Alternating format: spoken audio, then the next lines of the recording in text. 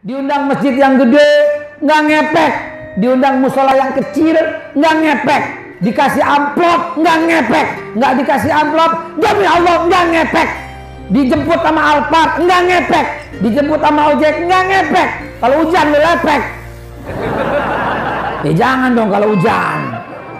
Itu biar diviralkan semua sama para teman-teman semua, para dai. Jangan lagi pilih-pilih, mau di Selekibul, mau naik gang, mau naik apa, terserah, sebodoh. Di mana ada undangan, kalau dia yang lebih dulu undang, kita datang, kita dakwah. 10 orang saja yang datang, biarin.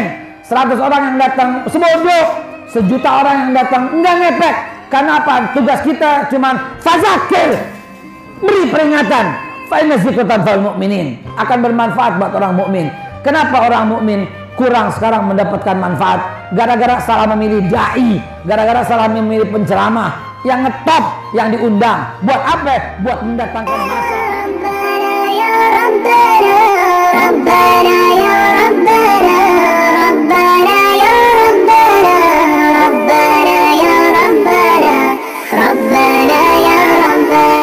Perjuangan. Maka ini tolong diviralkan agar bisa didengar juga oleh sesama dai dan penceramah. Jangan antum pilih-pilih. Diundang masjid yang gede, nggak ngepek. Diundang musola yang kecil, nggak ngepek. Dikasih amplop, nggak ngepek. Nggak dikasih amplop, demi Allah nggak ngepek. Dijemput sama Alphard, nggak ngepek. Dijemput sama ojek, nggak ngepek. Kalau hujan lepek.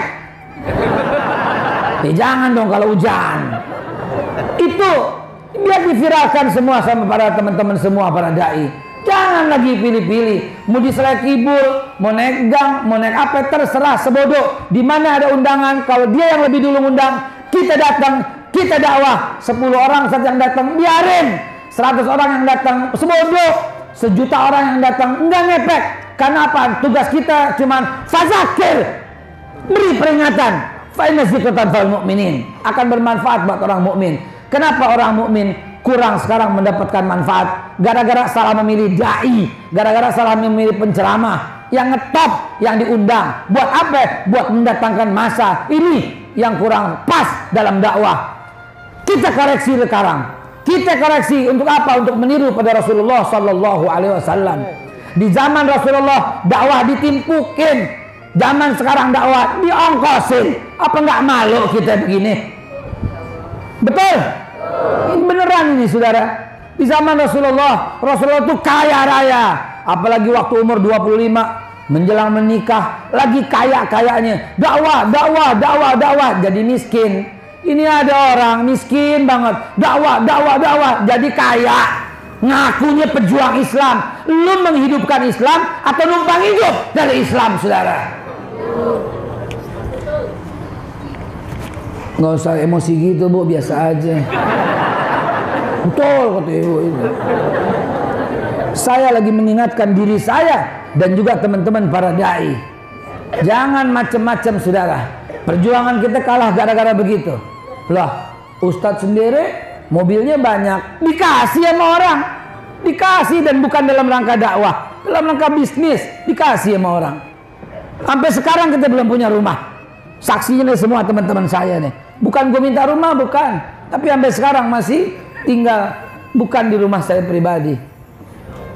Bukan sok miskin, bukan. Nggak enak sok miskin. Kue aja tinggal 3, coba lu bayangin ini. Banyak tinggal 3, lu bayangin coba. Untung ada kopi Babe Haikal. Allahu Akbar. Jadi saudara, luruskan lagi niat. Saudara pun datang kemari juga begitu. Datang kemari lillahi ta'ala. Kemari biar bisnis saya lancar. Ya. Mau datang ke pengajian ibu-ibu biar suami saya jarang keluar rumah. Biar setia. Jangan begitu dicampur-campur. Saya mau datang kemari biar apa? Biar tanah saya yang ngono laku dijual. Ya. Datang lagi. Emang gak putus-putus rezeki dari Allah. Jadi saudara, siap bantu perjuangan? Siap bantu perjuangan? Kurang kenceng, siap bantu perjuangan? Itu yang dibutuhkan. Karena kalau umpamanya enggak, maka siap belakangan. Anak siapa itu belakangan? Karena kalau enggak begini, maka kita tuh akan jadi orang yang tertindas terus, akan menjadi orang nomor 2 terus. Kita nggak bisa menentukan harga nggak bisa lagi. Kunyit sekarang 15.000, bener nggak?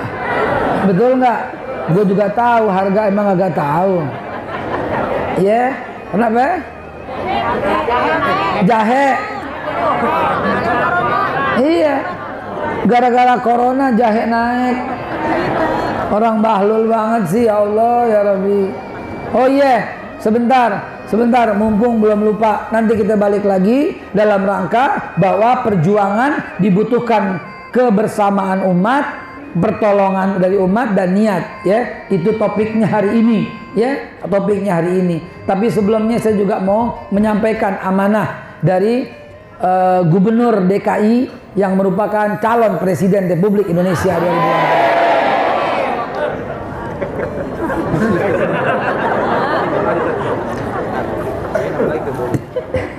Ini yang diem aja nih mulai kesel nih.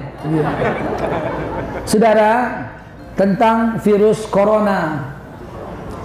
Virus corona ternyata dari 100 orang yang kena, yang mati 2 sampai dengan 3 maksimum. Ini informasi yang saya kutip dari VOA, Voice of America. Saya bertanggung jawab, saya cuma ngomong doang apa yang dia sampaikan.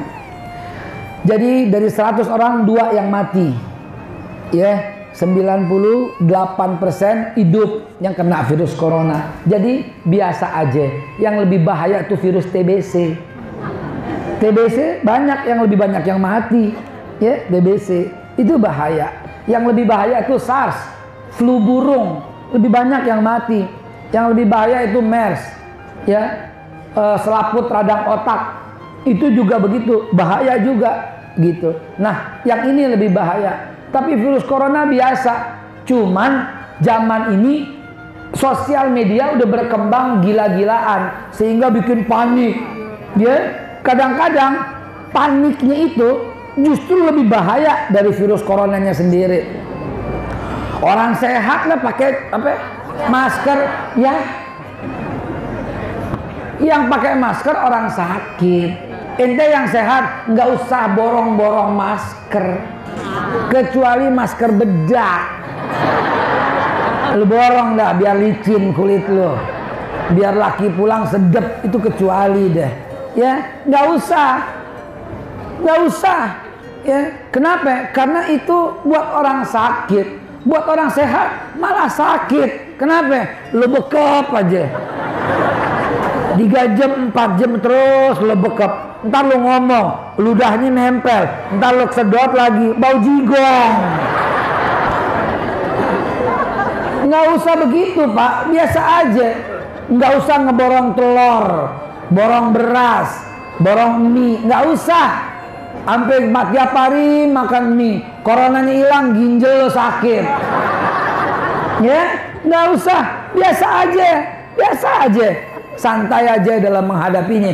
Tapi waspada, yang perlu ditingkatin itu kebersihan. Jangan pegang-pegang muka kalau habis salaman sama orang. Lap, pakai tisu. Jangan sering-sering ngupil. Pertama orang geli, yang kedua kotoran masuk ke dalam hidung, lu sedot, jangan. Tuh begitu. Cukup jadi orang Islam yang baik. Kemarin saya diperdengarkan sama seorang teman, dokter, ya teman saya, dia seorang dokter. Nih tisu, nggak apa-apa, jangan tangan lu pegang, ya. Udah dipakai sekali tisu, lepas, jangan ento lagi. Saudara, kemarin saya ketemu Dokter Jozi dan dia mahasiswa S3, ya, di bidang akupuntur. Lagi telepon-teleponan sama dosennya di Jepang karena S2-nya dia dari Jepang, dokter. S1, S2, S3 semuanya kedokteran, ya, ahli. Apa katanya? Ini nggak diinformasiin nih. Si dokter ini, si profesor ini, dia berani ke Cina pada waktu awal-awal diumumin belum diprotek, dia ke Wuhan. Dia ke Wuhan, tempat berkembang itu virus. Dan dia saksikan tidak satupun orang Islam yang kena penyakit virus corona di sana. Wallahi aneh nggak lebihin, aneh nggak kurangin, itu ceritanya itu begitu. Jadi baru kemarin. Jadi dosen saya, nih ceritanya, ini saya ulangi ya. Dosen saya, dia orang Jepang, dia bercerita bahwa di Wuhan, ya ini nggak diinformasiin, kalau diinformasiin geger, kalau disebarluasin geger, ketakutan. Kenapa? Karena Islam akan bertambah, berkembang terus. Dan saat ini di Cina jumlah Islam perkembangannya itu sampai 80%, luar biasa. Karena yang nggak kena corona itu rata-rata orang Islam yang di Wuhan. Kenapa? Karena hidupnya bersih. Pagi cuci tangan, siang cuci tangan, menjelang siang cuci tangan, sore cuci tangan, maghrib cuci tangan, isya cuci tangan, mau makan cuci tangan, mau minum cuci, terus umat Islam begitu. Apalagi mengikuti cara hidupnya Bilal. Wudhu tiap saat, kentut cuci tangan. Kentut kan dari sini, kenapa tangan yang dicuci? Coba lu pikirin. Nyambung nggak? Sebenarnya nggak nyambung, tapi demi kebersihan. Kentut yang diusap muka, kan cuci muka sekalian, betul nggak? Saya pernah ditanya tuh sama orang, Ustadz saya mau tanya, kenapa? Kentut membatalkan wudhu. Iya, kan kentut Ustadz, kenapa yang diusap muka? Saya bingung jawabnya apa nih. Iya mesti disiram dong, begitu aja kan? Itu kan buang air. Enggak, nih yang saya tanya kentut, kenapa mesti membatalkan wudhu? Kenapa muka yang diusap? Saya bilang aja, oke deh, lu kentut di tengah orang banyak, yang merah pantat lo atau muka lo? Hah? Yang malu pantat lo atau muka lo? Nah, basuh muka lo, saya bilang. Ya habis nanyanya begitu, jawabnya kita begitu. Ya udah, yang namanya batal wudhu, ulangi wudhu. Begitulah umat Islam diajarin, cuci tangan lagi. Dan Rasulullah kalau cuci tangan, Masya Allah kan, pertama dicuci tangan, setiap wudhu berapa kali cuci tangan? Salah. Tiap wudhu cuci tangan berapa kali? Berapa kali ayo? Nih gue contohin, lihat. 1, betul? 1. Begitu kumur, cuci lagi nggak? 2. Kena nggak? Begitu hidung, cuci tangan lagi nggak? Cuci tangan lagi. 3. Udah 4. Ya, tuh. Masa air lo ngocorin ke hidung? Kan pakai tangan. Betul tidak? Gimana nggak bersih tuh? Terus basuh muka. Kena tangan lagi nggak? Cuci tangan lagi, baru basuh muka. Betul nggak? Habis muka, cuci lagi sampai mari. Cuci lagi sampai sini, lu bayangin coba. Abu Hurairah sampai sini, sampai dekat ketiak Abu Hurairah. Kenapa? Karena dia kepengen bersihnya lebih banyak, cahayanya lebih banyak di hari kiamat katanya. Udah gitu apa lagi habis tangan? Emang lu guyurin gitu? Pakai tangan lagi, usap lagi kepala kita, ya Allah. Terus kuping, pakai tangan lagi nggak?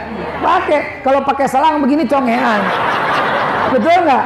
Cuci tangan lagi, betul.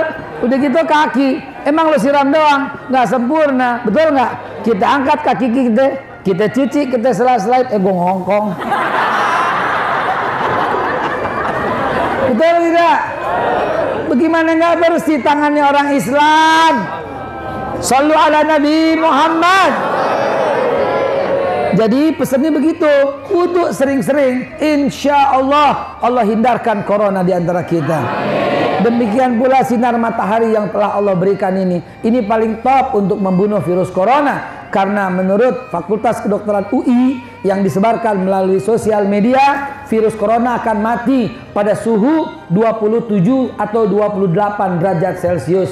Di negara-negara Eropa jarang ketemu suhu segitu, makanya berkembang di Italia, di Korea, di Iran juga tuh, ya. Italia, Korea, Iran nggak boleh masuk Indonesia. Cinanya masih boleh, ya.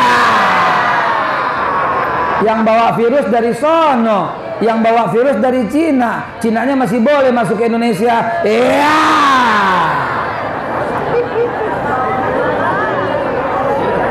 Heran gak lo? Gagal paham gak kalau begini? Gagal paham, saudara. Bunuh goblok.